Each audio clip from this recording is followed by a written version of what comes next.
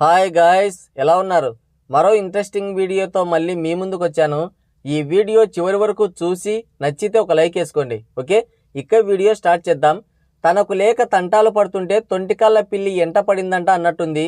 శరణమన్నయ్య వ్యవహారం అంటున్నారు సినిమా మేధావులు.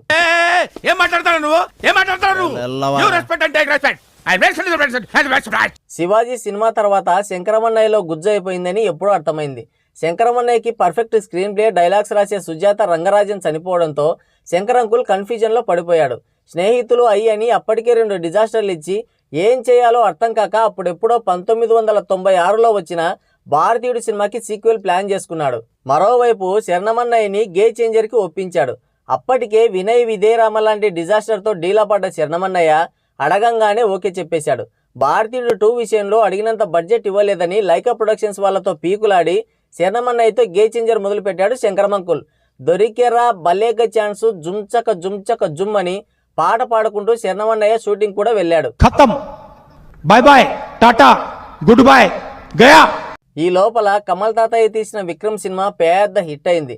దాంతో కమల్ తాతయ్యకి మంచి ఉత్సాహం వచ్చి శంకరం సార్కి లైకా వాళ్ళకి సంధి కుదిర్చాడు. దాంతో శరణమన్నయ్యని తోకలో ఊకలా తీసి పడేసి తమిళనాడుకి చెక్కేశాడు శంకరమంకుల్. ఇంకా వస్తాడని ఎదురు చూసి చూసి చూసి చూసి చేసిన సినిమాలు ఫ్లాప్ అయ్యి చేయడానికి సినిమాలు లేక శంకరమంకుల్ కోసం ఎదురు చూస్తా కూర్చున్నాడు. ఆయనతో భారతీయుడు 2 అని చెప్పి భారతీయుడు 3 కూడా మొదలెట్టాడు శంకరమంకుల్. శరణమన్నయ్య మాత్రం ఏ సినిమా లేక ఖాళీగా ఇంట్లో కూర్చున్నాడు. కొంచెం లేట్ అయినా సరే మంచి సినిమా ఇస్తాడులే అని మంచిగా హోప్స్ పెట్టుకుని ఉండేవాడు మన శరణమన్నయ్య. ఈ లోపల శంకరమంకుల్ భారతీయుడు 2ని రిలీజ్ చేశాడు. ఇక ఈ సినిమాలో డైరెక్షను, కథ, కమిసు, మన కమల్ తాత విన్యాసాలు ఇవన్నీ చూసి ఆడియన్స్కి కళ్ళు బైర్లు కమ్మాయి. సినిమా బడ్జెట్లో 90% వరకు కమల్ తాత మేకప్కే ఖర్చు పెట్టింటాడు మన శంకరమంకుల్. ఆ తర్వాత సినిమా స్టార్ట్ అయిన ఎప్పుడో 40 నిమిషాలకు కనబడతాడు మన భారతీయుడు తాత. మళ్ళీ ప్రతి 10 నిమిషాలకు ఒకసారి కనబడి ఎవడో ఒకటి గేలు పెట్టి వెళ్ళిపోతుంటాడు. సినిమా మొత్తంలో ప్రతి 10 నిమిషాలకు ఒకసారి మన భారతీయుడు తాతయ్య ఎవడో ఒకటి కేలు పెట్టి ఒక ఎస్సే చెప్తుంటాడు. సినిమా అయిపోయే వరకు కూడా ఎవడో ఒకటి కేలు పెడుతూనే ఉంటాడు. క్లైమాక్స్లో మాత్రం ఒకేసారి ఒక 30-40 మంది కేలు పెడతాడు.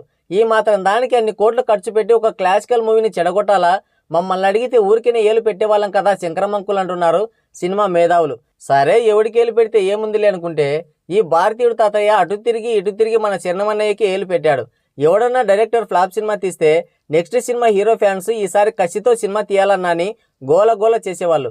కానీ మన శరణమన్నయ్య ఫ్యాన్స్కి అలా అడగడానికి కూడా అవకాశం లేకుండా వాళ్ళ సినిమా కూడా ముందే షూట్ చేసేసి కూర్చున్నాడు మన శంకరమంకుల్.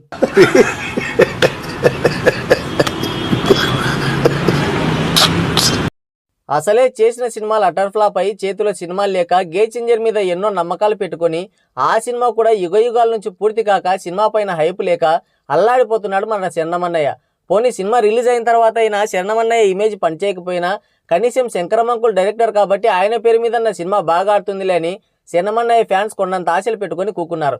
కానీ భారతీయుడు తాతయ్య అనవసరంగా ఏలు పెట్టి గెలకడం వల్ల ఆ సినిమా పోయింది.